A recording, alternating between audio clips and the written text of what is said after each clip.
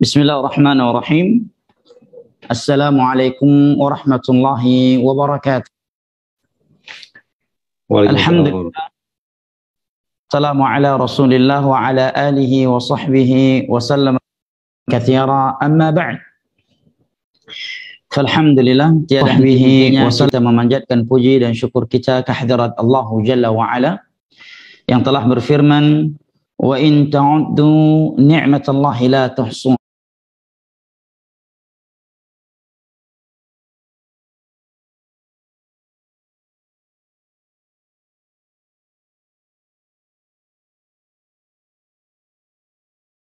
Kalaulah kalian ingin menghitung-hitung akan nikmat Allah,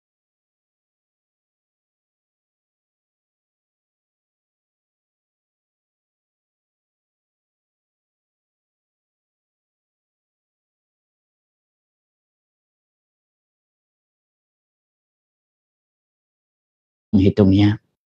Innal insana lazalumun kafar. Sesungguhnya manusia itu pelaku kezaliman dan kekufuran. Merupakan nikmat dan anugerah dari Allah Jalla wa ala kepada kita yang wajib kita syukuri adalah nikmatnya pertemuan dan perkumpulan di majelis ilmu agama yang seperti ini. Mudah-mudahan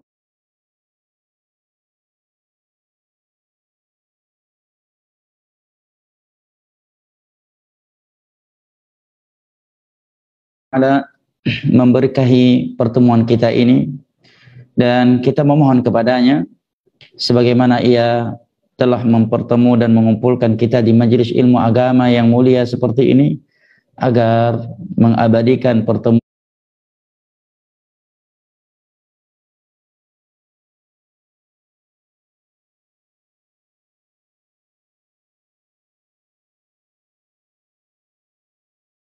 surganya pada hari kiamat kelak. Amin ya rabbal alamin. Insyaallah antum semua sehat ya. Barakallahu fikum.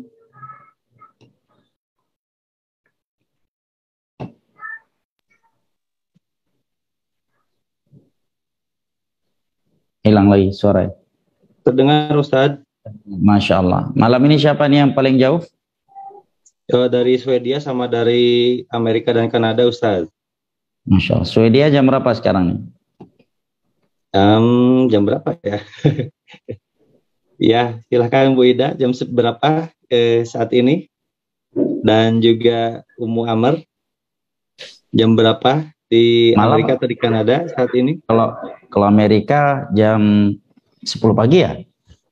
Iya mungkin. Kalau di Swedia jam 14.37 Ustadz. Masya Allah. Masya Allah. Jadi kajian panjang pun nggak masalah ya, karena lagi siang ya. Iya. Ini temannya, Masya Allah. Teman-teman yang di Jawa Timur sudah mulai mengantuk nih ya. Nah, kalau di Aceh baru aja selesai salat Isya. Barakallahu fikum. Baik, ikhwanil kiram wa akhwati al-karimat, rahimani Allah wa iyyakum wa baraka fikum.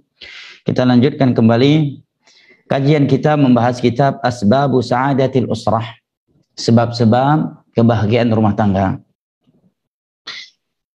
Kata Syekh Sulaiman hafizahullahu taala, wa inna min asbabi sa'adati fil usr atau fil usrah an yakuna ar-rajulu multaziman bimanhaji as-salihin fi muamalati usratihi. Dan di antara sebab kebahagiaan di dalam rumah tangga adalah di mana seorang suami dia berjalan di atas jalannya orang-orang saleh terdahulu dalam bermuamalah dengan anggota keluarganya. Dia meneladani mereka dan mengikuti jalan mereka. Bagaimana jalannya orang-orang saleh dalam bermuamalah dengan anggota keluarga mereka? Kata Syekh, fayakuna mahmud as-sirah. Sikap dia dalam menyikapi anggota keluarganya adalah sikap yang terpuji. Thayyib as-sarirah. Bersih hatinya terhadap anggota keluarganya. Karena ada sebagian orang, subhanallah, hatinya itu tidak bersih terhadap istrinya. Hatinya tidak bersih terhadap anak-anaknya dan anggota keluarga yang lainnya. Tidak bersih dari sifat suka marah, tidak bersih dari sifat dengki, ya, tidak bersih dari sifat suudzon, mudah berburuk sangka. Nah, sahlan rafiqan bi zaujatihi wa auladihi rahiman bihim. Dia orangnya mudah, luas. Mudah, nggak saklek. Karena kan ada sebagian orang saklek, egois. Seorang yang saleh dalam bermuamalah dengan anggota keluarganya itu sahlan. Dia mudah. Mudah orangnya. Luas. Ya. Kalau dia ngomong A, nggak mesti harus A. Selama boleh B, nggak masalah. Jadi nggak perlu saklek. Ya. Apabila Allah Jalla wa'ala dalam agama saja, dalam perkara agamanya, Allah nggak saklek. Terkadang suatu hukum nggak baku. Ya. Terkadang ada pilihan. Ya. Maka kenapa kita terhadap anggota keluarga kita tidak bisa bersikap demikian? Misalkan kita memerintahkan mereka dengan suatu perintah harus dikerjakan dalam waktu ini. Tidak boleh mereka melakukan lebih duluan atau terlambat dari waktu yang telah kita perintahkan. Padahal seandainya mereka melakukannya lebih cepat atau terlambat sedikit, tidak ada kerugian dan tidak ada kehancuran sedikit pun. Maka selama tidak ada sesuatu yang rugi, tiada suatu kerugian yang menimpa terhadap agama dan akhirat kita, selama kita bersikap bisa bos,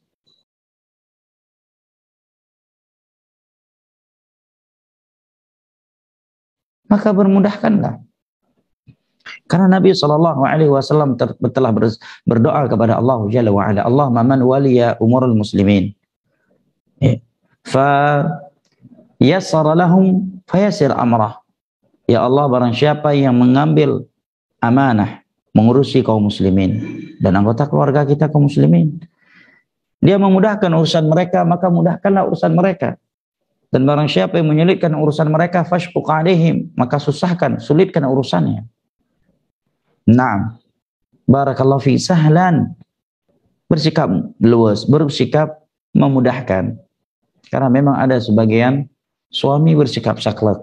Kalau udah A, nggak boleh B. Walaupun B pun nggak masalah. Kalau sudah mengatakan B, tidak boleh A dan tidak boleh C.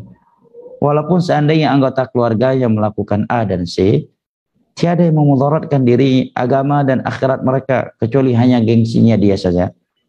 Maka seorang yang saleh dalam bermuamalah dengan anggota keluarga yang sahlan, yaitu luas, memudahkan urusan mereka. Rafiqan bi zaujatihi wa auladihi. Dia bersikap lemah lembut dengan istri dan anak-anak yang rahiman bihim, dan penyayang terhadap mereka.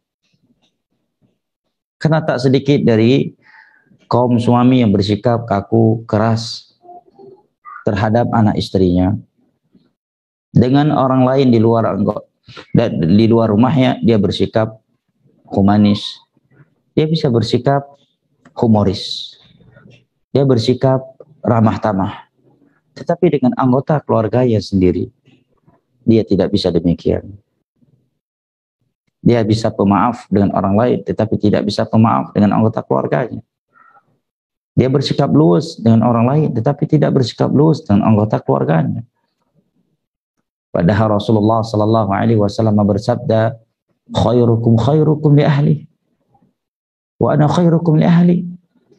Orang yang terbaik dari kalian adalah yang terbaik terhadap anggota keluarganya, dan aku adalah orang yang terbaik terhadap anggota keluargaku.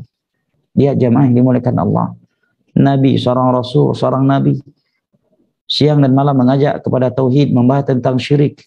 Juga beliau berjihad, beliau haji, beliau umrah, para sahabat yang ahli tauhid. Tetapi pembahasan ini Nabi memberikan perhatian yang luar biasa. Ya, la jamaah, ahli tauhid, ahli sunnati wal jamaah adalah orang yang paling lembut terhadap anggota keluarga mereka.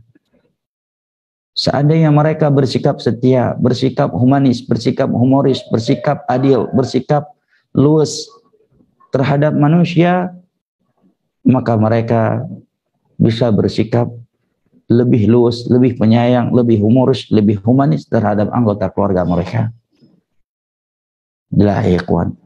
Ya, jangan sampai kita sudah ngaji, sudah lama mengaji, sudah paham tauhid, sudah paham sunnah, sudah mengaji sunnah, tetapi masih tidak bisa merealisasikan hadis Nabi, khairukum khairukum li ahli. Orang yang terbaik dari kalian adalah yang terbaik untuk anggota keluarganya. Kata beliau, warifqu ma kana fi syai'in illa zanah wa ma nuzi'a min syai'in illa syanah. Karena kelemah lembutan itu tidaklah berada di dalam sesuatu kecuali mengindahkan sesuatu itu. Dan tidaklah dihilangkan dari sesuatu kecuali merusakkan sesuatu tersebut. Sebagaimana dalam hadis yang diriwayatkan oleh Imam Muslim dari Aisyah radhiyallahu anha. Kemudian kata Syekh, la yukallifuhum syatata. Jangan suka memberat-beratkan anggota keluarga, memberikan beban kepada keluarga yang mereka berat dan tidak mampu melakukannya. Bersikap luaslah. Bukankah Nabi SAW menyebutkan bahwa seorang mukmin itu sahlun hayyin, ya, sahlun hayyin, mudah orangnya, mudah menerima apa adanya, dan juga memudahkan urusan orang lain. Hayyin, ringan, ya, tidak ribet, orangnya simple. Nah, orangnya simple. Wa yuwattin nafsahu ala qubulil munaghisat minhum. Hendaknya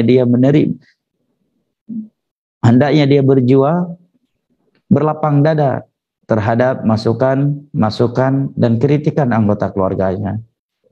Terkadang dalam berumah tangga itu, ya, sebagian suami itu tidak mau mendengar dan tidak mau menerima pendapat anggota keluarga yang lainnya. Contohnya misalkan ingin melakukan suatu safar, dia mungkin sudah berpendapat, mengambil kesimpulan kita safar hari ini dan begini dan begitu. Sedangkan anggota keluarganya, istri dan anak-anaknya memberikan usulan kepada yang mungkin, bang, lebih baik kita safarnya hari ini, jangan hari itu. Yang seandainya dia mau mendengar dan merenunginya sejenak saja, maka akan terlihat untuknya bahwa yang benar adalah pendapat anak istrinya. Tetapi karena dari awalnya dia sudah bersikap egois, bersikap kaku, saklek, ya, maka kebenaran yang ada dalam pandangan mereka tidak terlihat olehnya. Bahkan lebih buruk dari itu, anggota keluarganya tidak berani memberikan usulan dan pendapat dalam sesuatu yang telah dia putuskan, karena mereka tahu kalau diberikan pendapat, ini suami atau ayah pasti akan marah-marah dengan kita. Tidak demikian Ahlussunnah wal Jamaah, ya ikhwan. Nabi kita sendiri terkadang bermusyawarah dengan istri-istrinya. Diberikan usulan oleh Ummu Salamah ketika Nabi marah melihat para sahabatnya tidak langsung mencukur rambut mereka ketika boleh menganjurkannya. Maka Ummu Salamah memberikan pendapat, ya Rasulullah, coba antum duluan yang cukur. Karena ketika mereka melihat engkau mencukur rambutmu, pasti mereka akan mengikutinya. Maka Nabi pun mendengarnya. Nah, demikian ya ikhwan. Ketika bangun rumah, apa salahnya kita sebagai suami, walaupun memang rumah terbangun dengan uang kita, namun nggak ada salahnya, nggak ada salahnya. Bahkan itu adalah sifatnya Nabi kita Shallallahu Alaihi Wasallam.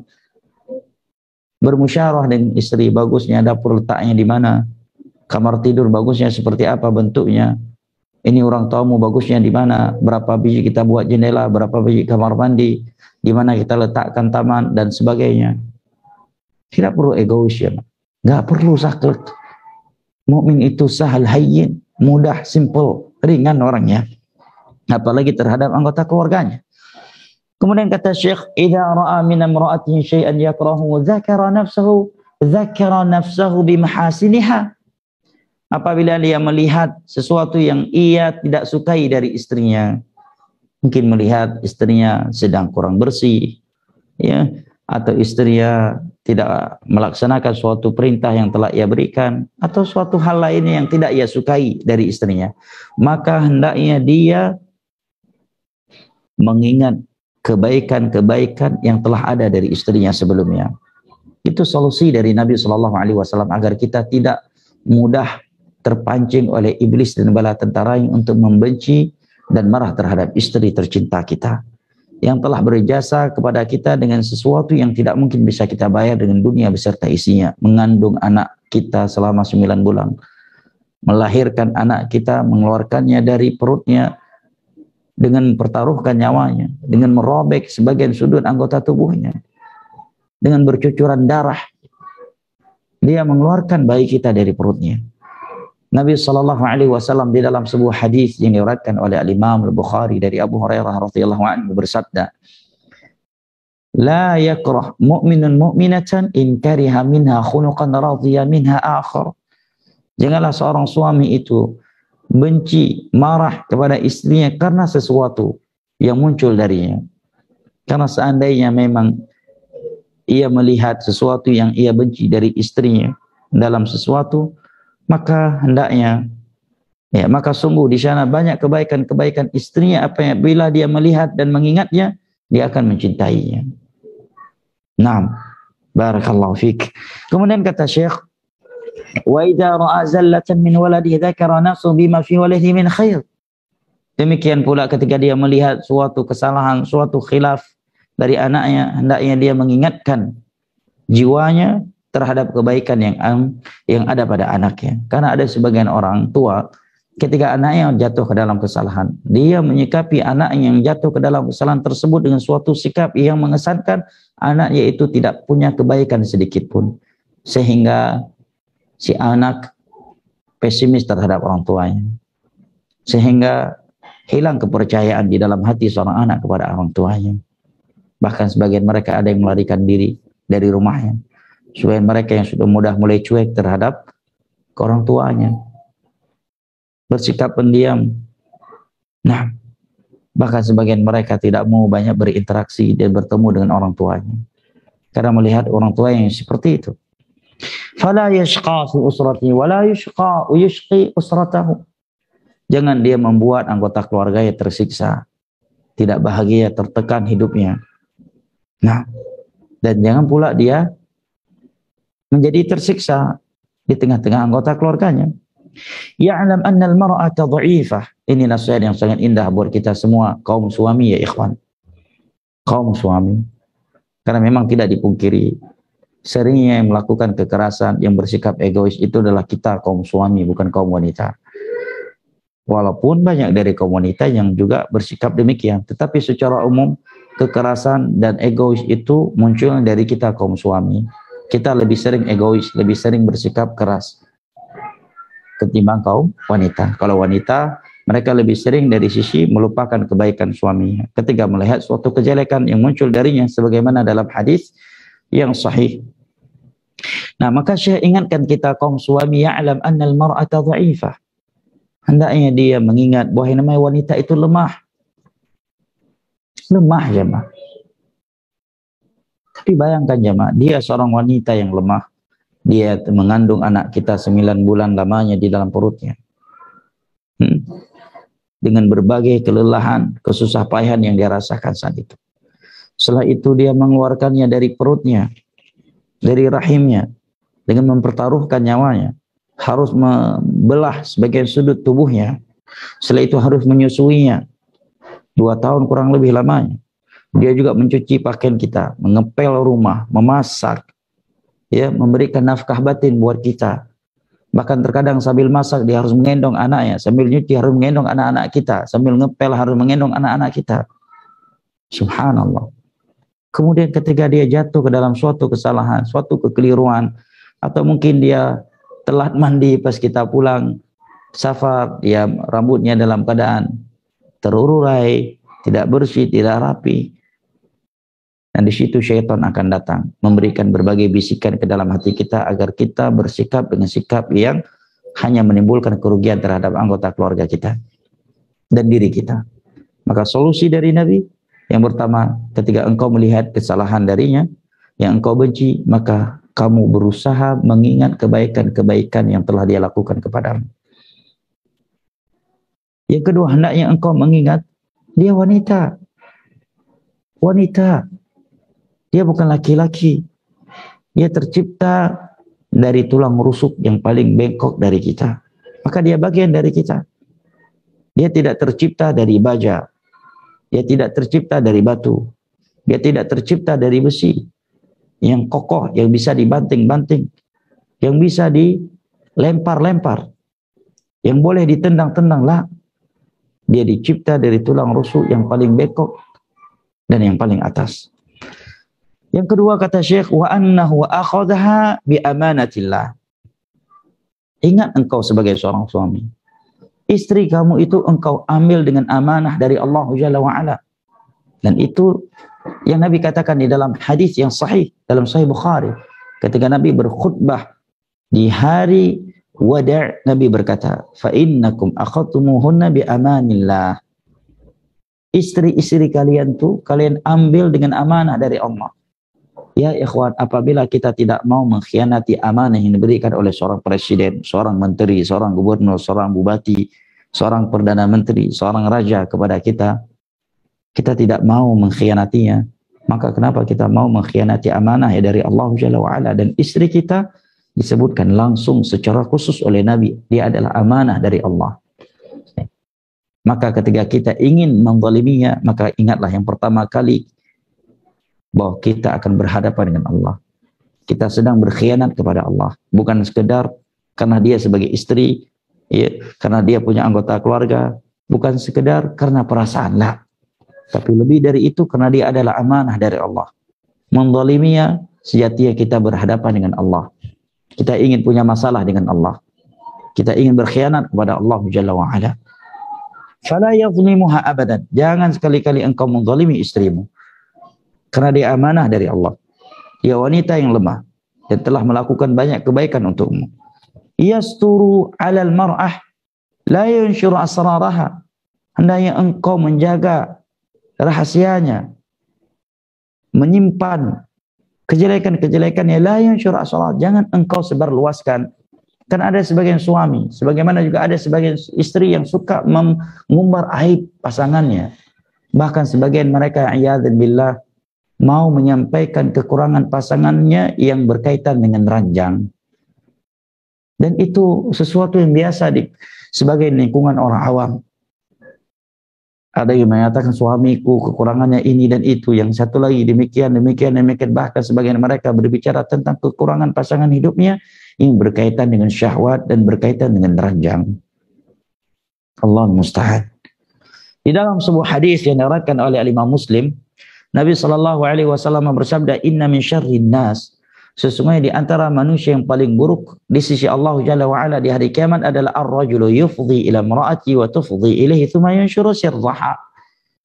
Adalah dua pasangan suami istri yang sudah saling membuka, ya, sesuatu yang tersembunyi di antara mereka, saling memberikan rahasia, membukakan rahasia, kemudian mereka menyebar luaskannya. Rahasia di antara mereka. Ini berkaitan dengan rahasia di atas ranjang ataukah rahasia-rahasia lainnya yang tidak layak mereka sampaikan kepada orang lain. Nah, tapi sampai disebutkan oleh para ulama, seandainya engkau mendapati istrimu sudah tidak lagi perawan, maka tidak baik, tidak boleh engkau menyampaikannya kepada orang lain karena itu aib. Nah, kemudian kata Syekh, ar-rajulul ladzi yasiru 'ala manhajis salihin, seorang yang berjalan di atas jalannya orang-orang saleh dalam membina rumah tangganya, dia akan bersikap, perhatikan kata Syekh, yadhahiku ahlahu wa yula'ibuhum. Dia akan bersikap humoris dengan keluarganya, wa yula'ibuhum. Dia suka bermain-main dengan mereka, bersunda gurau dengan mereka. Kenapa dia melakukan itu? Kenapa jamaah? Iqtidaan bin Nabi sallallahu alaihi wasallam. Karena dia ingin meneladani Rasulullah sallallahu alaihi wasallam dalam membina rumah tangganya. Yara'ahum li'annahu ra'in. Dia membina mereka karena dia pemimpinnya. La yadrib imratahu darban syadida. Dia tidak akan memukul istrinya dengan pukulan yang keras. La yadrib imratahu darban muntaqim. Dia tidak akan memukul istrinya dengan pukulan kemarahan. Karena pelampiasan. Wa innama indaraba, seandainya dia memukul seandainya. Kata Syekh. Kenapa? Karena memang pukulan itu adalah solusi terakhir. Seandainya dia harus memukulnya darabaha darba mu'addib, maka pukulan yang dia berikan adalah pukulan pelajaran. Di mana kata Syekh, tash'ur ma'ahu annahu yu'addibuha. Di mana si istri ketika mendapatkan pukulan dari suaminya tersebut, dia sadar dan dia paham. Ini adalah pukulan cinta dari suaminya.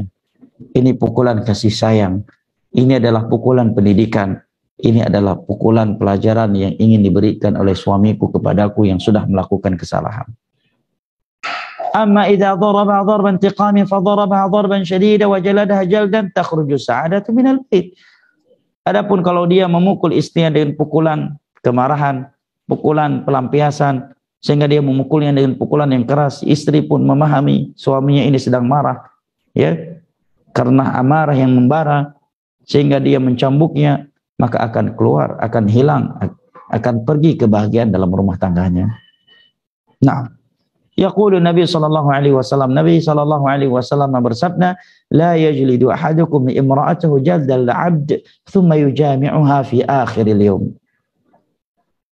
Janganlah salah satu di antara kalian, wahai kaum suami, memukul, mencambuk istrinya layaknya seorang budak yang dicambuk oleh majikannya.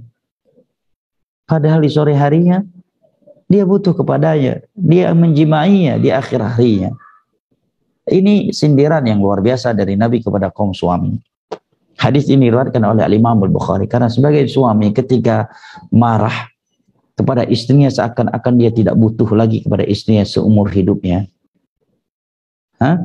Padahal baru beberapa jam dia memukul istrinya, dia sudah membutuhkan nafkah batin dari istrinya. Nah, ini disindir oleh Nabi loh.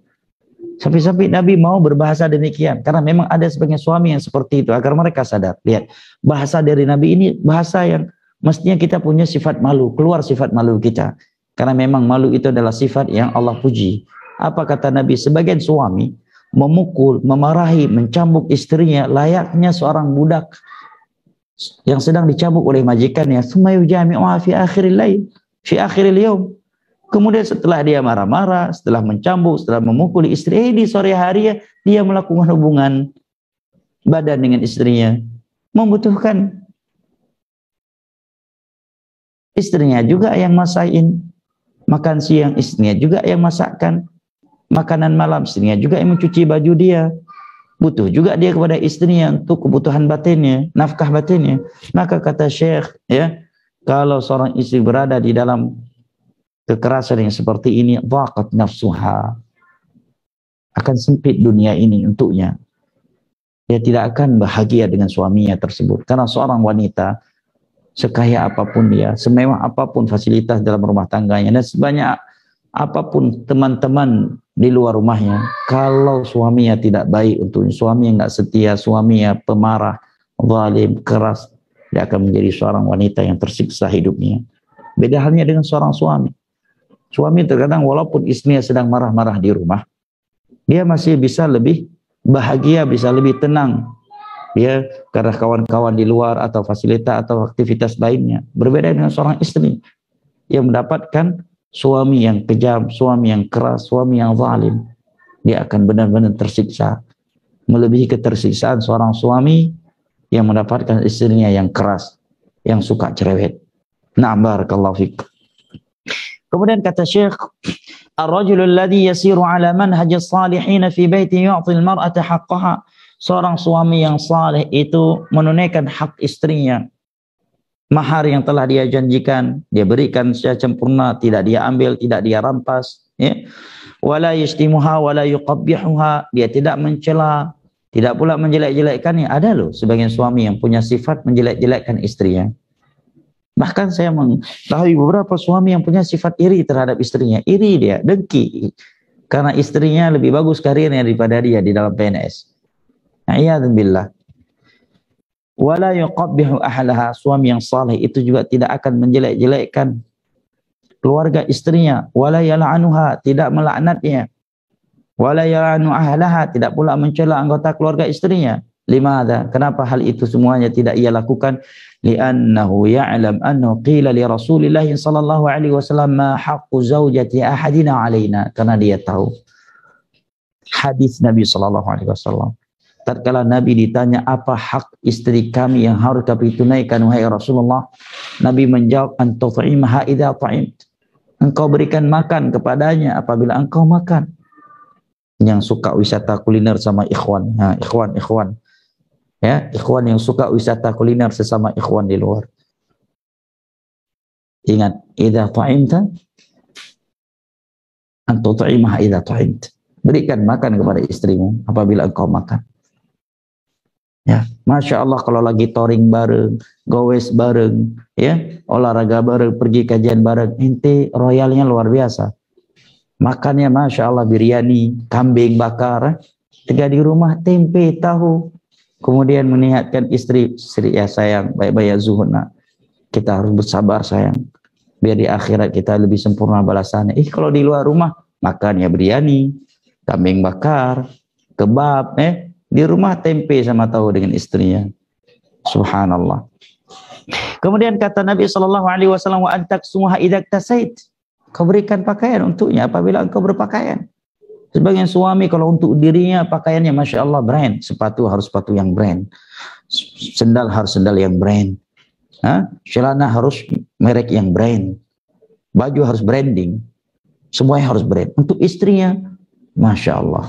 Mau dia keliling seluruh sudut Tanah Abang agar mendapatkan harga yang paling murah dengan kualitas yang paling jelek. Siapa nih yang seperti ini? Semoga dapat hidayah. Wala tadribal wajh. Jangan kamu memukul wajah istrimu. Seandainya kamu harus memukul, dan memukul itu boleh dan itu solusi terakhir, jangan sekali-kali engkau memukul wajah istrimu. Nah, bahkan dalam riwayat yang lain Nabi mengatakan boleh memukul apabila itu solusi terakhir, tetapi darban ghaira mubarrih, pukulan yang tidak melukai, yang tidak menzalimi.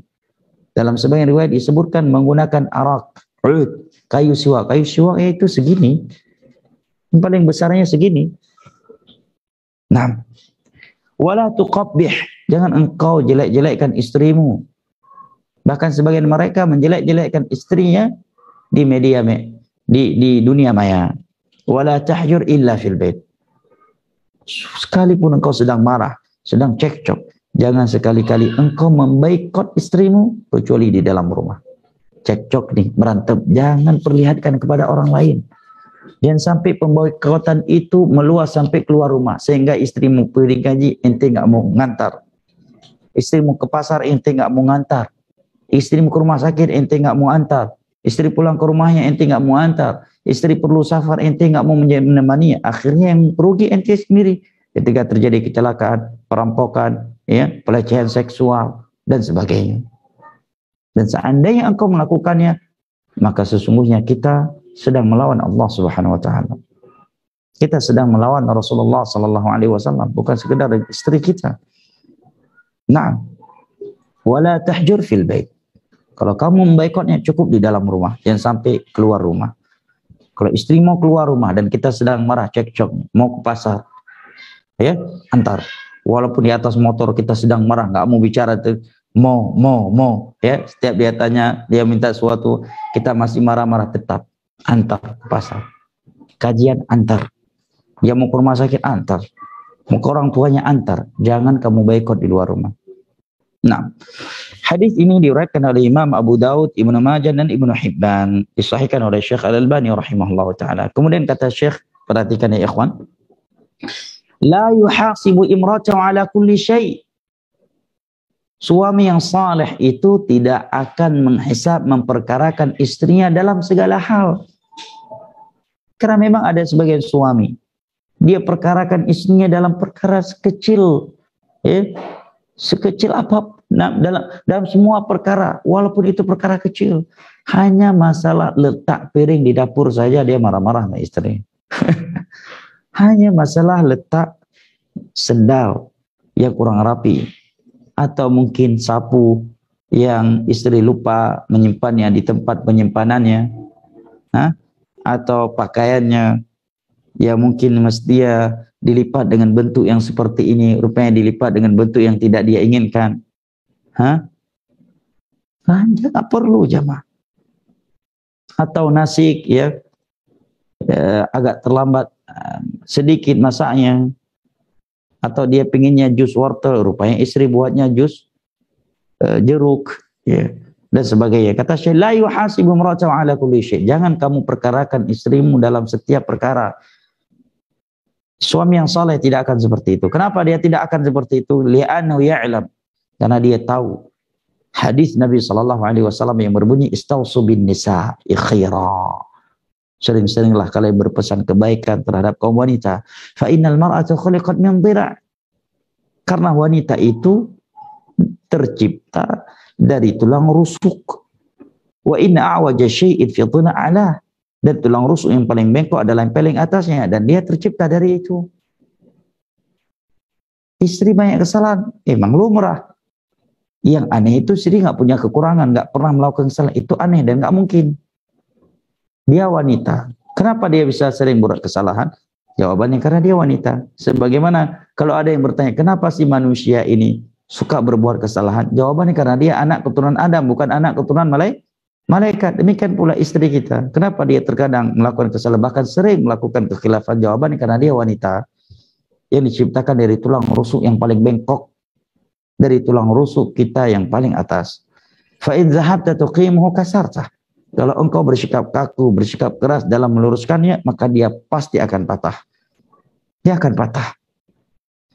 Wa in tarakta lam yazal a'waj. Tetapi kalau engkau membiarkannya, tidak membina, tidak membimbing dan menuntunnya, maka dia akan semakin bengkok. Fastausu bin nisa'i khaira. Solusinya sering-sering memberikan nasihat, sering-sering memberikan ujangan, peringatan, teguran, jangan pernah bosan. Karena Nabi yang memerintahkannya. Ingat, ketika kita sudah mulai bosan memberikan nasihat, kok kayaknya ya sudah terlalu sering saya memberikan nasihat, kayaknya udah perlu dengan pukulan deh, kayaknya udah perlu dengan cacian deh, kayaknya udah perlu kekuatan dengan kekerasan deh. Ingat hadis Nabi ini, sering-seringlah engkau memberikan wasiat, nasihat, dan jangan pernah bosan. Fa in dhahabta tuqimu kasarta. Kalau kamu bersikap keras, dia akan patah. Sebagaimana kalau engkau cuek, tidak mau lagi membimbing dan membinanya, dia akan semakin bengkok. Maka solusinya Nabi ulangi kembali, fastausu bin nisa'i khaira. Sering-seringlah engkau memberikan ujangan, nasihat, teguran yang baik, khaira. Naam, wallahu ta'ala alam bisawab. Ikhwani al-kiram wa akhwati al-karimat, rahimani Allah wa iyyakum wa baraka fikum.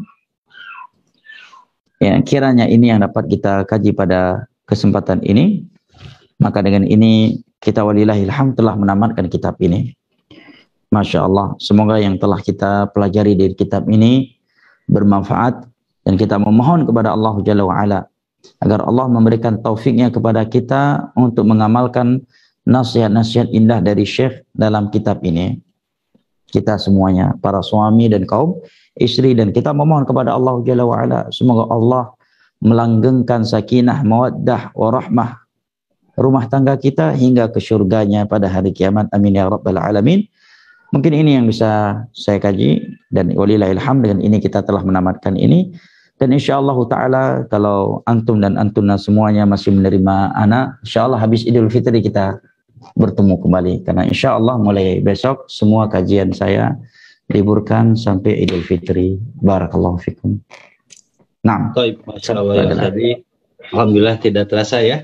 Untuk kitab Asbab Sa'adatil Usrah ini sudah ditamatkan tuntas dalam 11 pertemuan. Masya Allah, mudah-mudahan jamaah yang mencatat dapat mengamalkannya, menghafalnya, mengingatnya, mengamalkannya, kemudian juga menyampaikannya kepada yang lain.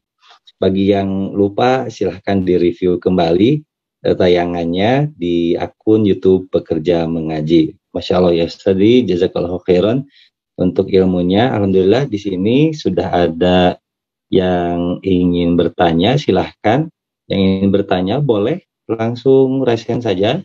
Nanti oleh panitia akan diberikan kesempatan untuk unmute, ataupun juga pertanyaannya boleh disampaikan melalui WA tanya jawab Pekerja Mengaji di 08122272234457. Baik Ustadz, ini untuk saat ini melalui WA belum ada yang bertanya, namun ini masih ada PR sisa pertanyaan-pertanyaan dari pertanyaan-pertanyaan sebelumnya. Sambil Ana mencari pertanyaan-pertanyaan tersebut, kita akan berikan kesempatan kepada Ummu Amr dari Saung Ukhuwah ya di Amerika dan Kanada. Silahkan dari komunitas Saung Ukhuwah Amerika Kanada, Ummu Amr, silahkan. Jazakumullahu khairan, Kang Zain. Assalamualaikum warahmatullahi wabarakatuh, Ustadz. Alhamdulillah, atas penjelasan Ustadz di kitab ini, dan alhamdulillah hari ini adalah pertemuan terakhir. Semoga ilmunya berkah bagi Ustadz dan bagi kita semua di sini. Ustadz, yang ingin ditanyakan adalah bagaimana amalan kami istri-istri yang suaminya sudah meninggal, khususnya di bulan puasa. Apakah kita bisa mengirimkan ayat-ayat atau bacaan Al-Quran, atau amalan apa yang bisa kita lakukan? Terlebih sepertinya sekarang ini saya banyak sekali merasa berdosa ketika suami saya masih hidup. Saya banyak melalaikan apa-apa yang suami saya perintahkan. Jazakumullahu khairan atas nasihat Ustadz. Masya Allah, dengerin tuh ya ibu-ibu yang suaminya masih hidup. Ya, sayangilah suami anti, pedulikan dia sebelum dia diambil oleh Allah Jalla wa Ala. Karena ada dalam sebuah riwayat yang sahih, ketika setiap kali seorang istri bersikap kasar kepada suaminya, maka bidadari Allah di dalam surga yang berkata, ya, tidak lama lagi dia akan meninggalkan dirimu dan memilih kami. Barakallahu fikum. Ini yang pertama. Yang kedua, bagaimana cara berbuat baik kepada suami yang telah meninggal dunia? Yang pertama, memperbanyak doa untuknya. Memperbanyak doa ampunan untuknya. Yang kedua, jika kita memiliki kemampuan bersedekah atas namanya, sebagaimana dalam beberapa riwayat yang sahih, boleh seorang bersedekah atas nama orang lain. Nah, yang ketiga, memuliakan anggota keluarganya yang masih hidup, dan terkhusus teman-teman dekatnya apabila tidak menimbulkan fitnah. Karena sebagaimana dalam riwayat Sahih Bukhari, Nabi Shallallahu Alaihi Wasallam terkadang ketika memiliki daging, beliau mengantarkannya kepada teman-teman dekatnya Khadijah radhiyallahu anha yang telah wafat. Sampai segitunya Nabi memuliakan istrinya dengan memuliakan kawan-kawan dekatnya. Naam. Barakallahu fiik, wallahu taala a'lam bis-shawab wal ilmu indallah. Masih ada? Iya Ustadz, ada satu lagi Ustadz. Assalamualaikum warahmatullahi wabarakatuh. Ustadz, hubungan saya sama suami saat ini tidak baik banget, pakai banget Ustadz. Dan ini mau menjelang Ramadan Ustadz. Hati saya sangat galau, bagaimana bisa beribadah yang khusyuk padahal suasana rumah tangga jadi tidak enak. Dan ini sudah diusahakan untuk berkomunikasi lebih baik dengan suami, tetapi sampai saat ini belum ada hasilnya. Dan di samping itu anak-anak saya juga kelihatannya jadi galau.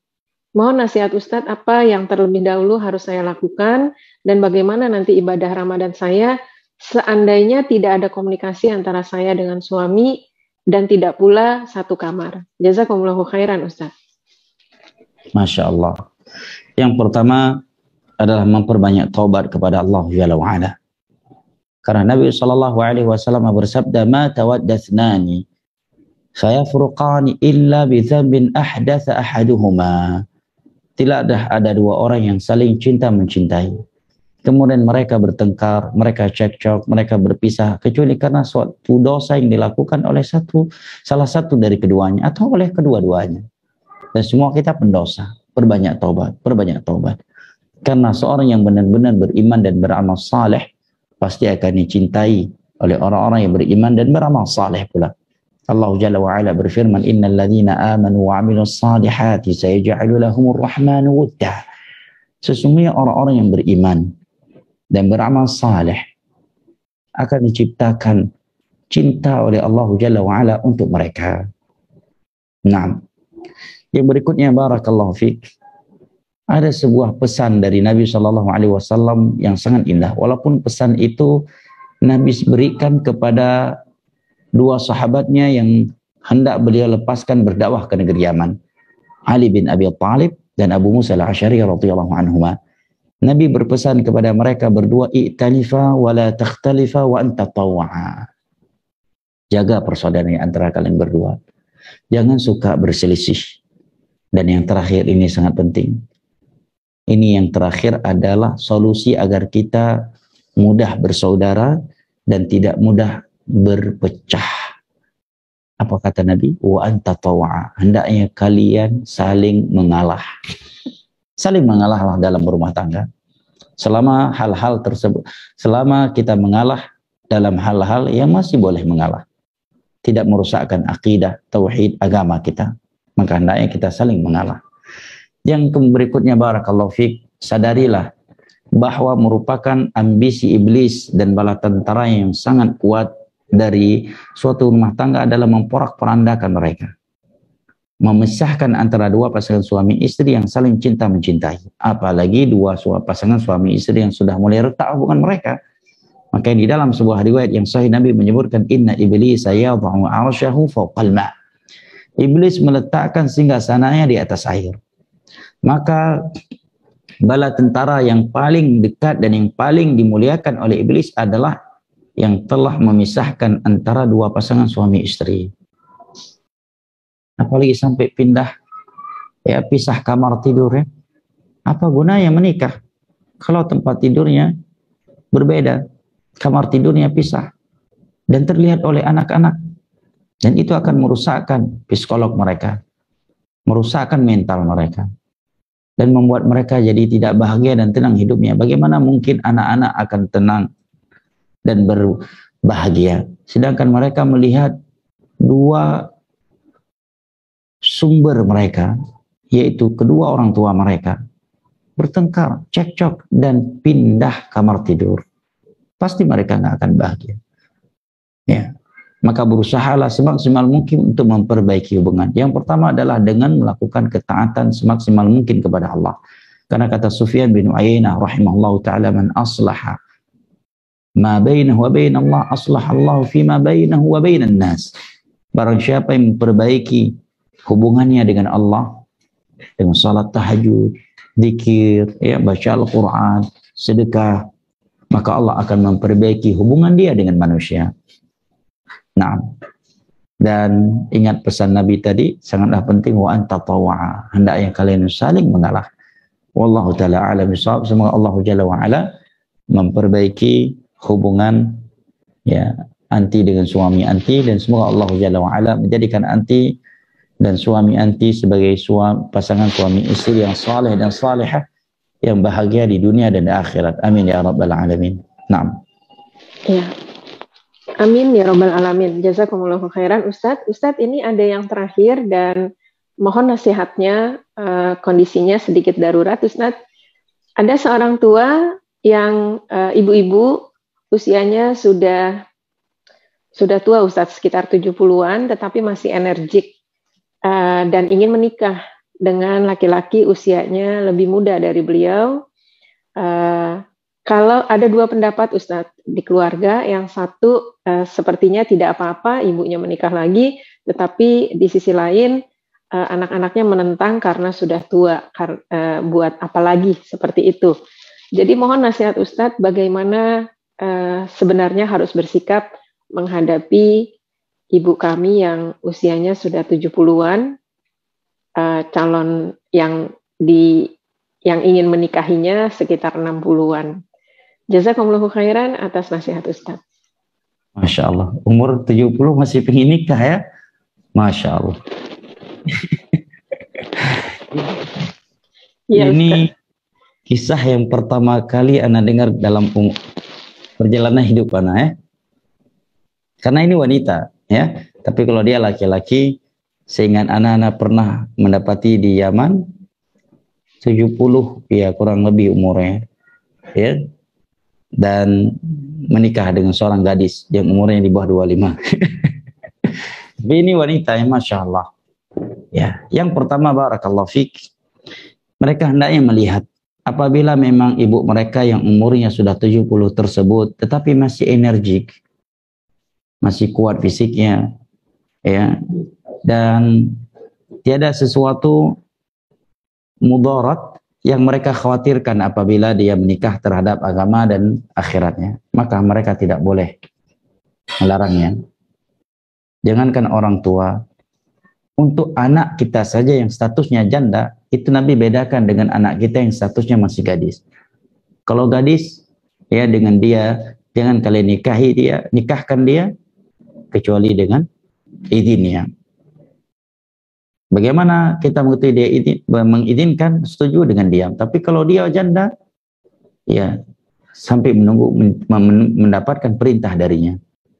Nah, dibedakan oleh Nabi Shallallahu Alaihi Wasallam karena perasaan kedua mereka yang berbeda. Nah, apalagi orang tua, anak kita saja kita nggak boleh melarang mereka menikah atau menikahkan mereka tanpa keinginan mereka. Apalagi orang tua. Ini yang pertama. Yang kedua, perlu diketahui bahwa kebutuhan seseorang kepada pasangan hidup itu tidak sekedar pada kebutuhan syahwat.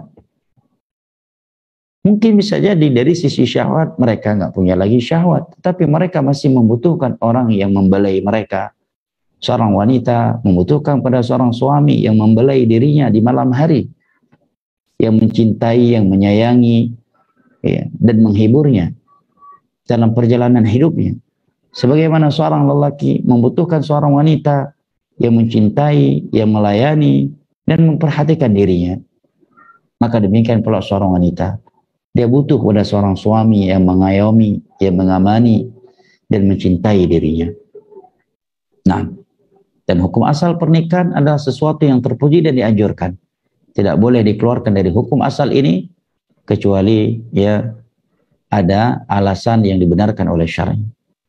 Ini jika mereka memang melihat ibunda mereka ini masih memiliki kekuatan. Tapi kalau itu sekedar keinginan yang bisa jadi setelah dinikahkan 2-3 hari setelah itu suami yang mengayomi, kejelekan yang lebih besar terhadap dan mencintai dunia dan akhirat mereka, dan melihat calon lakinya ini orang yang tidak sehat dari berbagai sisinya, dan si ibu memang suka ngarul kidul istilah orang Jawa ya karena lagi kepingin ya ngomongin seperti itu dan bisa berubah dalam waktu yang dekat, ya, dan kondisinya dari berbagai sisi memang sudah tidak layak lagi untuk menikah, maka di sini mereka berhak untuk melarangnya demi kebaikan yang lebih besar untuk dirinya sendiri.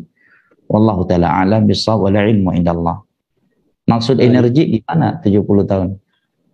Masih sanggup jogging gitu? Masih bisa kesana kemari Ustaz, masih aktif mungkin begitu. Masya Allah. Masih sanggup senam? Ya mungkin. Wallahu a'lam. Alhamdulillah sekali Ustaz untuk penjelasannya. Di sini sudah ada yang raise hand dari Ufti Melinda, disilahkan. Sudah kami unmute. Ya, assalamualaikum warahmatullahi wabarakatuh. Waalaikumsalam. Pak Ustadz, saya langsung aja menanyakan. Jadi di dalam rumah tangga saya dengan suami itu ada semacam perselisihan karena saya bekerja di luar, maksudnya di kantor di luar. Tetapi mohon maaf Ustadz, memang saya bekerja karena kebutuhan. Jadi memang saya juga ada tanggungan orang tua dan membantu di internal rumah tangga saya sendiri. Nah, yang jadi masalah itu adalah kebetulan pekerjaan saya sama suami saya itu lebih sibuk pekerjaan saya karena kebetulan juga memang jabatan saya lebih tinggi, otomatis tanggung jawabnya pun yang diemban juga lebih banyak. Dan yang paling bermasalah itu ketika saya harus safar. Safar itu memang karena tuntutan pekerjaan Pak Ustadz ya, keluar kota, bahkan sempat ada tugas keluar pulau, tapi akhirnya saya ganti dengan orang lain karena suami saya tidak mengizinkan. Dan akibat pekerjaan saya yang lebih berat itu, akhirnya memang saya akui tugas-tugas saya di rumah itu banyak yang akhirnya tidak dapat saya cover gitu loh Pak Ustadz. Nah ini kira-kira solusinya yang terbaik itu apa Pak Ustadz? Karena jujur kalau saya harus meninggalkan pekerjaan saya sekarang itu nanti perekonomiannya jadi terganggu Pak Ustadz. Mohon maaf karena banyak yang harus saya support dengan pendapatan saya itu. Sementara pendapatan suami sendiri ya belum cukup stabil lah saya katakan begitu untuk dapat mengcover paling tidak suami saya masih punya orang tua. Bapak maksudnya, ibu sudah meninggal, masih ada bapak suami dan internal kami sendiri ya. Nah, jadi memang masalah pekerjaan saya itu cukup sering menjadi perdebatan di antara kami, Pak Ustadz. Saya mohon dibantu pencerahannya, Pak Ustadz. Terima kasih. Assalamualaikum warahmatullahi wabarakatuh. Baik, barakallahu fiik. Hukum asal dalam Islam yang berkewajiban mencari nafkah adalah seorang suami. Dan seorang wanita sebaik-baik karirnya adalah ibu rumah tangga. Ini hukum asalnya. Wa qarna fi buyutikunna wa la tabarrajna tabarrujal jahiliyatil ula. Menetaplah engkau di rumahmu dan janganlah engkau berdandan layaknya wanita-wanita jahiliyah dahulu. Falyunfiq mimma atahu Allah wa man qadira alaihi falyunfiq mimma atahu Allah. Suamilah yang wajib bekerja. Seorang wanita hukum asalnya berada di dalam rumahnya dan tidak keluar kecuali itu suatu kebutuhan. Dan tidaklah seorang wanita lebih banyak di luar rumahnya ketimbang di dalam rumahnya, melainkan akan terjadi berbagai keburukan terhadap agama dan dunia dirinya dan anggota keluarganya. Bahkan dia akan kehilangan kebaikan-kebaikan dalam rumah tangganya, yang itu adalah tujuan utama kita dianjurkan menikah. Dan itu fakta. Dan itu fakta. Yang ketiga, apabila seorang istri tidak diperbolehkan oleh suami yang bekerja, maka dia tidak boleh bekerja. Kalau dia tetap memilih pekerjaan, berarti dia harus siap berpisah dengan suaminya. Karena dia boleh bekerja dengan syarat dalam Islam ada izin dari suaminya. Karena ketika dia sudah menikah, dia harus lebih taat kepada suaminya daripada kedua orang tuanya. Kalau dia tidak siap dengan itu, maka dari awal dia jangan mau menikah dengan suami tersebut. Jangan akan bekerja puasa sunnah saja. Nabi mengatakan la yahilu limra'atin an tasuma wa zawjuha syahid illa biiznih. Tidak boleh seorang wanita melakukan puasa sunnah dan suaminya ada di rumahnya kecuali dengan izin dari suaminya. Jangan sampai nanti ketika suami yang membutuhkan dia dalam keadaan berpuasa. Nah, apalagi kalau suami membutuhkan dia, istri dari pagi sampai malam di kantornya, bahkan keluar rumah lebih duluan dari suaminya, dan pulang dalam keadaan lelah. Jangankan untuk melayani suaminya dari sisi menyediakan sarapan, makan siang, dan makan malam, untuk kebutuhan syahwat suaminya saja dia kurang mempedulikannya. Berarti dia tidak mewujudkan tujuan utama dia berumah tangga.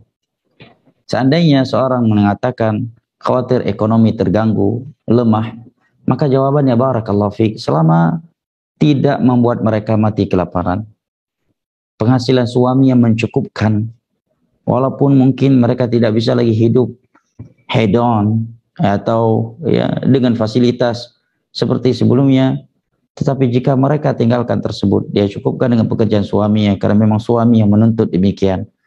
Dan kalau dia tetap memilih pekerjaannya, dia akan mengabaikan suaminya.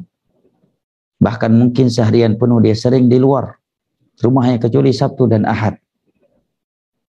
Sabtu dan Ahad. Ini nggak akan membuat rumah tangga mereka nggak akan berkah. Tapi kalau dia meninggalkannya karena Allah, pasti Allah akan menggantikannya dengan sesuatu yang lebih baik. Allah akan berkahi rumah tangganya. Allah akan menanamkan cinta di antara mereka berdua. Bukankah Nabi SAW bersabda, innaka lan tada'a syai'an ittiqa'a lillah illa 'awadahu Allahu khairan min. Tidaklah engkau meninggalkan sesuatu demi mewujudkan takwamu kepada Allah, dengan merawat suamimu, menyayangi suami, memperhatikannya, melainkan Allah akan menggantikannya dengan sesuatu yang lebih baik. Laisal ghina an kathratil 'ard walakinnal ghina ghinan nafs. Kekayaan itu bukanlah dengan banyaknya harta benda. Kekayaan yang sesungguhnya itu adalah kekayaan hati. Untuk apa ekonominya bagus, punya gaji yang cukup, bahkan lebih dari cukup, tetapi rumah tangganya tidak bahagia. Anti dengan suami tidak sakinah, mawaddah dan rahmat. Anti pergi pagi, pulang sore. Tidak bisa maksimal dengan suami kecuali Sabtu dan Ahad. Itu pun terkadang lembur. Pulang ke rumah dalam keadaan anti sudah capek dan lelah. Si suami yang sudah menunggu anti, dia syahwatnya sedang bergejolak, anti tidak ada di sisinya. Dan itu terjadi berulang kali dan bertahun-tahun dalam kehidupannya. Bukankah ini sebuah kezaliman terhadap suami? Nah, ini hal yang perlu diperhatikan. Maka usahakan untuk meminimalisirkan kesibukan tersebut atau aktivitas ya di luar rumah semaksimal mungkin. Wallahu ta'ala a'lam bishawab wa la ilmu indallah. Mungkin cukup ya? Baik. Masya Allah, udah 9:30 ya? Baik, sudah 9:30 Ustaz, tidak terasa sekali ya. Ustaz, maaf tadi ingin mengkonfirmasi. Tadi Ustaz sampaikan mulai tidak mengisi itu mulai Ramadan ya? Ya, Ana insya Allah besok subuh kan mau pulang kampung jenguk orang tua dulu ya. Betul. Jalanan kurang lebih, kemudian balik ke sini malam. Jumatnya Ana safar mau umroh.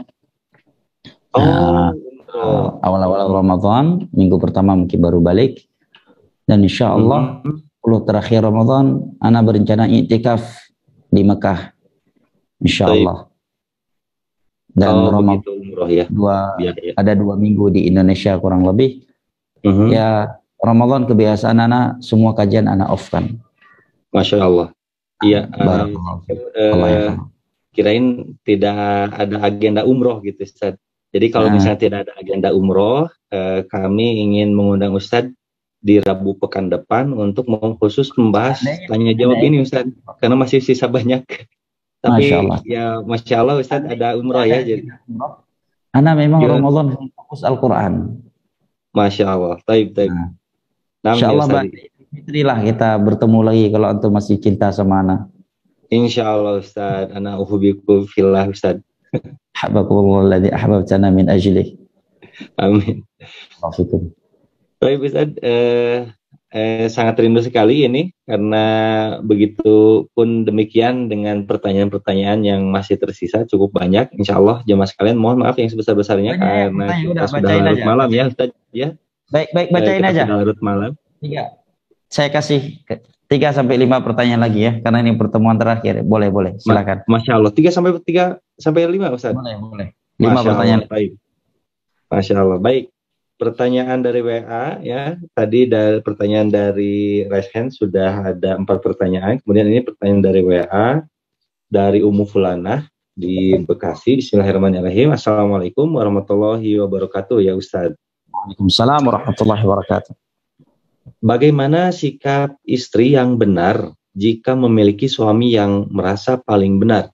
Istrinya selalu salah di matanya, sering merendahkan istri, selalu marah-marah dengan kesalahan-kesalahan kecil. Istri sudah berusaha untuk tidak membuat kesalahan-kesalahan yang akan membuat suami marah.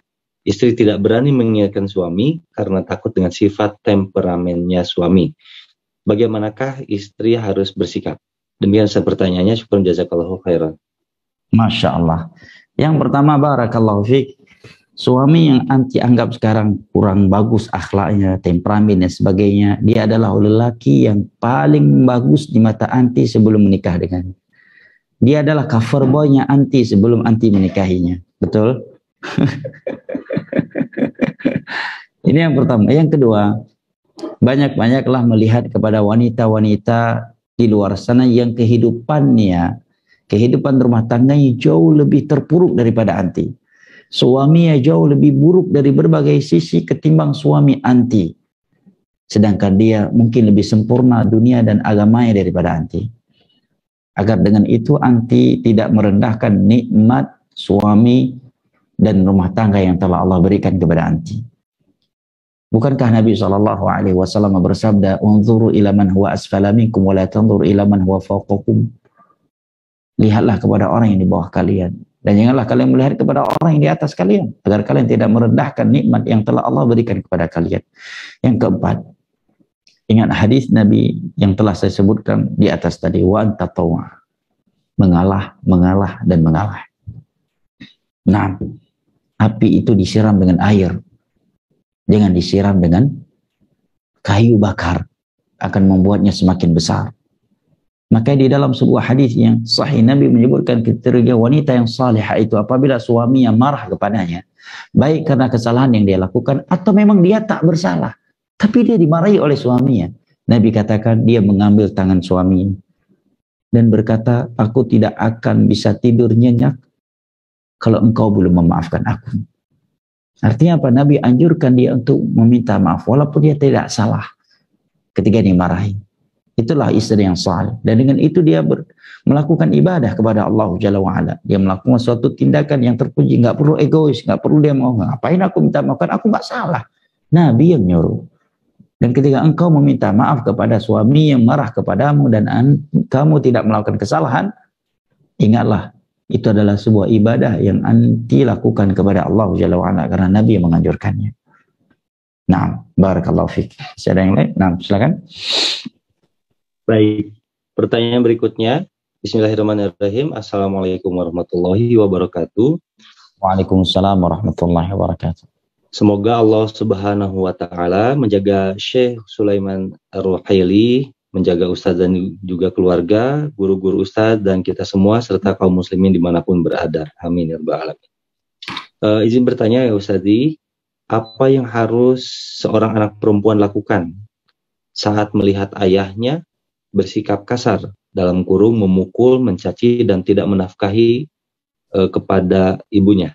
Maksudnya si ayahnya ini bersikap kasar terhadap istrinya ya. Dan apa yang sebaiknya seorang istri lakukan jika beliau selama bertahun-tahun mendapatkan kekerasan atau kekasaran baik fisik maupun psikis dari suaminya? Demikian Ustaz pertanyaannya. Jazakallahu khairan. Subhanallah. So Allah Jalla wa'ala menjadikan beliau dari golongan yang sabar, memberikan yang terbaik untuk dunia dan akhirat beliau. Ini yang pertama. Yang kedua, sama seperti nasihat di atas tadi, agar saudari kita ini terhibur ya, dengan banyak melihat wanita-wanita di luar sana yang mungkin hidupnya jauh lebih buruk dan jauh lebih terpuruk daripadanya. Sedangkan agama dan dunia mereka mungkin lebih mulia, lebih sempurna daripada anti. Agar anti terhibur dengan keadaan mereka tersebut dan tetap bersyukur kepada Allah Jalla wa'ala. Yang ketiga, nasihat yang sama seperti yang di atas tadi. Ya, mengalah dan berusaha untuk minta maaf. Berusaha untuk minta maaf agar meluluhkan hatinya. Kemudian meningkatkan ketakwaan kepada Allah Jalla wa'ala. Karena dengan kita bertakwa, beriman dan beramal saleh, maka seorang mukmin akan cinta kepada kita sebejat apapun dia. Hati nuraninya mencintai orang yang beriman dan beramal saleh. Innal ladzina amanu wa 'amilus salihati sayaj'alu lahumur rahmanu wudda. Yang keempat, untuk seorang anak ketika dia melihat ayahnya sedang marah-marah, lebih baik di saat terjadi pertengkaran mereka tidak berteriak-teriak dan tidak membela salah satu di antara mereka dengan ucapan dan sikap khawatirnya membuat ayahnya semakin beringas, membuat ayahnya semakin keras. Lebih baik dia langsung berwudu, dia baca Al-Quran, ya, atau sholat. Pasti seorang ayah yang sedang marah kepada ibunya, kepada istrinya, melihat anaknya justru baca Al-Quran, ya, wudu dan sholat, pasti akan luluh hatinya. Pasti akan luluh hatinya. Nah, pasti akan luluh hatinya.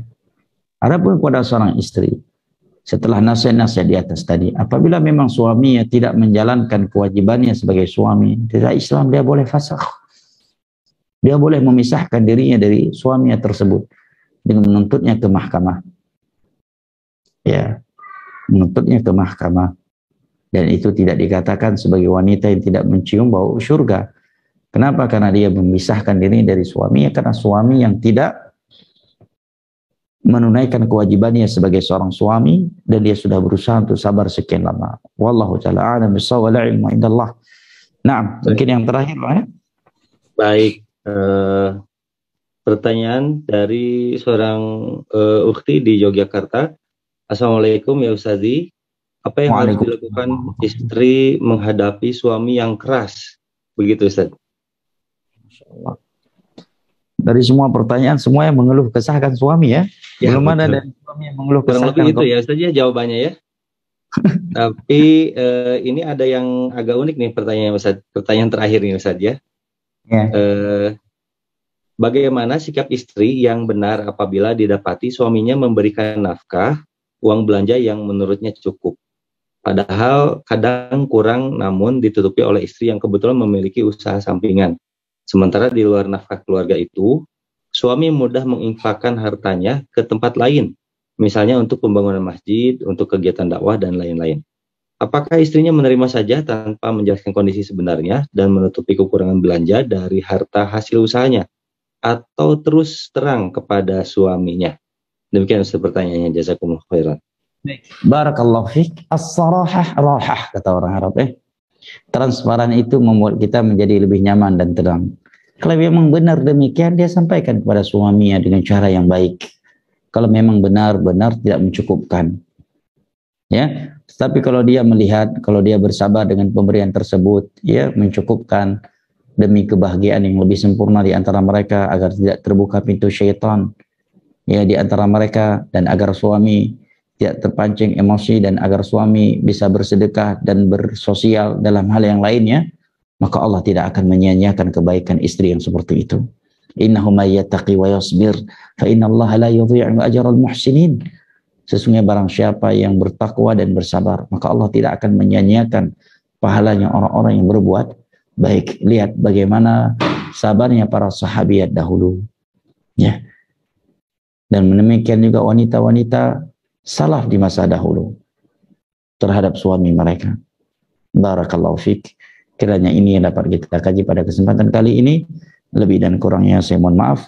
Mudah-mudahan kita bertemu kembali ba'da Idul Fitri di majelis ilmu agama dengan kondisi iman dan amal yang lebih sempurna, dan semoga Allah Jalla wa Ala mengumpulkan kita semua di dalam syurga ya pada hari kiamat kelak, sebagaimana Ia telah dan mengumpulkan kita di majelis ilmu agama yang mulia seperti ini.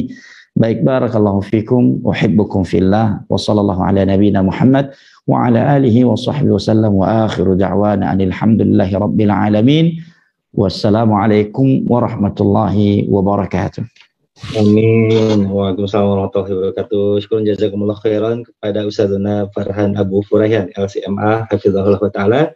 Berikut yang sudah didukung oleh tim Meds TV atau Media Sunnah TV Banda Aceh yang sudah menuntaskan kajian dari kitab Asbab Sa'adatil Usrah karya Syekh Sulaiman Ar-Ruhaili hafizahullah taala, dan tuntas pada kesempatan atau pertemuan ke-11 ini. Barakallahu fikum jami'an kepada jemaah sekalian yang sudah mengikuti secara rutin kajian Asbab Sa'adatil Usrah ini. Semoga ilmunya bermanfaat bagi anak. Masya Allah sangat bermanfaat sekali. Kemudian juga mudah-mudahan kita dapat mengamalkannya sedikit demi sedikit dengan penuh kesabaran. Setelah mengamalkannya, semoga kita dapat menyampaikannya atau mendakwahkannya.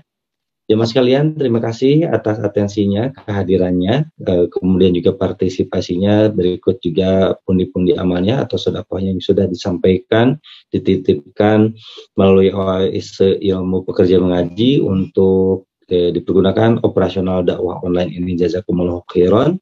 Terima kasih pula kami aturkan kepada seluruh kru, kerabat, pekerja mengaji, dan juga Cisauk Mengaji yang telah menyelenggarakan kajian online ini. Semoga Allah Subhanahu wa taala memberikan keberkahan kepada kita semua, usia kita diberkahkan, kesehatan, pekerjaan, semuanya diberkahkan, dan mudah-mudahan Allah Subhanahu wa taala menyampaikan kita di bulan Ramadan yang mulia.